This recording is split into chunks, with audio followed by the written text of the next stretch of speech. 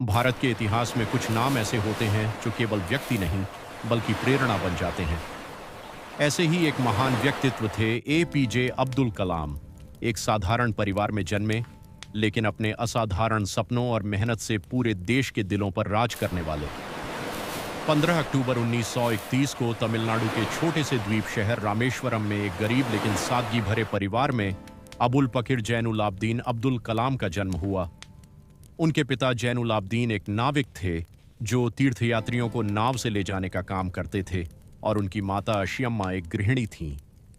परिवार आर्थिक रूप से बहुत मजबूत नहीं था, लेकिन संस्कारों और मूल्यों में बहुत समृद्ध था।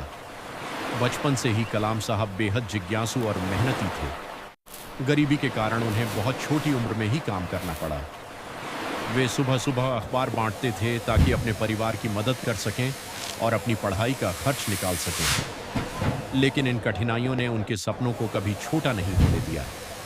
उनके अंदर कुछ बड़ा करने की आग हमेशा जलती रही। स्कूल में वे एक औसत छात्र थे, लेकिन गणित और विज्ञान में उनकी विशेष रुचि थी। उनके एक शिक्षक इयदुराई सोलोमन ने उनके जीवन पर गहरा प्रभाव डाला। उन्होंने कलाम को सिखाया कि अगर तुम अपने लक्ष्य को सच्चे दिल से चाहो और उस पर विश्वास रखो, तो कोई भी चीज असंभव नहीं होती।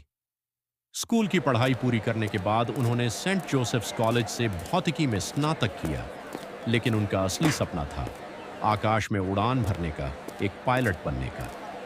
इसी सपने को पूरा करने के लिए वे मद्रास इंस्टीट्यूट ऑफ टेक्नोलॉजी में एरोनॉटिकल इंजीनियरिंग पढ़ने गए। यहाँ उनकी जिंदगी का एक महत्वपूर्ण मोड़ आया।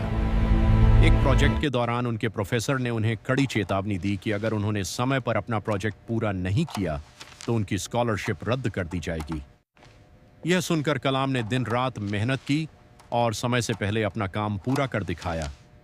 यह घटना उनके जीवन में अनुशासन और जिम्मेदारी की नींव बन गई। इंजीनियरिंग पूरी करने के बाद उन्होंने पायलट बनने का सपना देखा, लेकिन इंडियन एयरफोर्स की चयन सूची में वे 9वें स्थान पर रहे, जबकि केवल 8 उम्मीदवारों का चयन हुआ। यह उनके जीवन का पहला बड़ा झटका था, लेकिन उन्होंने हार नहीं मानी। उन्होंने इस असफलता को अपने जीवन की दिशा बदलने का अवसर बना लिया। इसके बाद उन्होंने defence research and development organisation (DRDO) में वैज्ञानिक के रूप में काम शुरू किया। यहाँ उन्होंने छोटे छोटे प्रोजेक्ट्स पर काम किया, लेकिन उनका मन पूरी तरह संतुष्ट नहीं था। जल्द ही उन्हें Indian space research organisation (ISRO) में काम करने का मौका मिला, और यहीं से उनकी असली उड़ान शुरू हुई। इसरो में उन्होंने भारत के पहले सैटेलाइट लॉन्च व्हीकल SLV-3 के विकास में महत्वपूर्ण भूमिका निभाई। यह वही प्रोजेक्ट था जिसने भारत को अंतरिक्ष की दुनिया में एक नई पहचान दिलाई। 1980 में जब SLV-3 ने रोहिणी उपग्रह को सफलतापूर्वक अंतरिक्ष में स्थापित किया, तो यह पूरे देश के लिए गर्व का क्षण था। इसके बाद कलाम साहब ने रक्षा क्षेत्र में भी अभूतपूर्व योगदान दिया। उन्होंने भारत के मिसाइल कार्यक्रम को नई ऊंचाइयों तक पहुंचाया। उनके नेतृत्व में अग्नि और पृथ्वी जैसे शक्तिशाली मिसाइलों का विकास हुआ। इसी कारण उन्हें मिसाइल मैन ऑफ इंडिया के नाम से जाना जाने लगा। उनकी सबसे बड़ी उपलब्धियों में से एक थी 1998 में हुए पोखरण-2 न्यूक्लियर टेस्ट्स में उनकी महत्वपूर्ण भूमिका।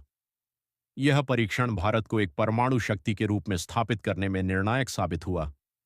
इस सफलता ने भारत को वैश्विक मंच पर एक नई पहचान दी। लेकिन कलाम साहब सिर्फ एक वैज्ञानिक ही नहीं थे, वे एक महान इंसान भी थे। उनका जीवन सादगी, ईमानदारी और देशभक्ति का प्रतीक था। वे हमेशा युवाओं को प्रेरित करते थे कि वे बड़े सपने देखें और उन्हें पूरा करने के लिए कड़ी मेहनत करें। 2002 में एपीजे अब्दुल कलाम को भारत का 11वां राष्ट्रपति चुना गया। वे राष्ट्रपति भवन में रहने वाले सबसे लोकप्रिय राष्ट्रपतियों में से एक बने। लोग उन्हें जनता का राष्ट्रपति कहते थे, क्योंकि वे हमेशा आम लोगों, खासकर बच्चों और युवाओं के बीच रहना पसंद करते थे। राष्ट्रपति बनने के बाद भी उन्होंने अपनी सादगी नहीं छोड़ी।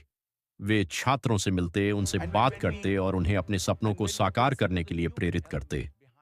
उनका मानना था कि देश का भविष्य युवाओं के हाथों में है। उन्होंने कई प्रेरणादायक किताबें भी लिखीं, जिनमें विंग्स ऑफ फायर सबसे प्रसिद्ध है। इस किताब में उन्होंने अपने जीवन के संघर्ष और सफलता की कहानी को बहुत ही सरल और प्रेरणादायक तरीके से बताया है। 27 जुलाई 2015 को एपीजे अब्दुल कलाम जब Indian institute of management Shillong में छात्रों को संबोधित कर रहे थे, तभी उन्हें अचानक दिल का दौरा पड़ा और वे इस दुनिया को अलविदा कह गए। यह एक ऐसा क्षण था जिसने पूरे देश को शोक में डुबो दिया। लेकिन एक सच्चाई यह भी है कि महान लोग कभी मरते नहीं, वे हमेशा अपने विचारों और प्रेरणाओं के रूप में जीवित